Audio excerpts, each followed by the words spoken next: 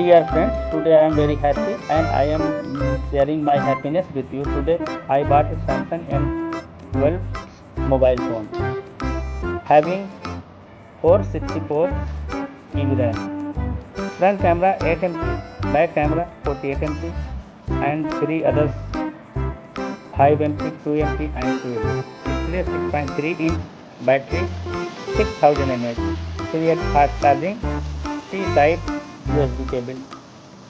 Color ocean blue, octa-core processor and byte version 11.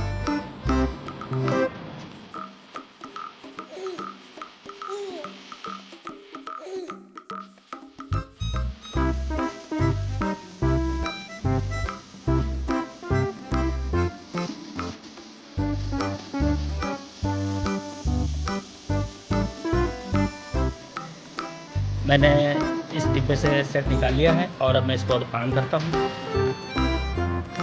और ये मैंने रख दिया है। इसके साथ में ये मिला हुआ है चार्जर और ये उसका केबल है और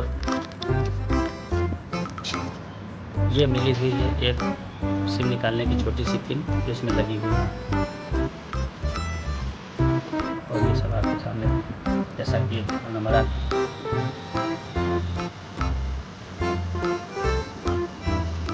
स्टार्ट हो रहा है। ये मोबाइल मेरा स्विच ऑन हो गया है और ये इसमें पड़े हुए हैं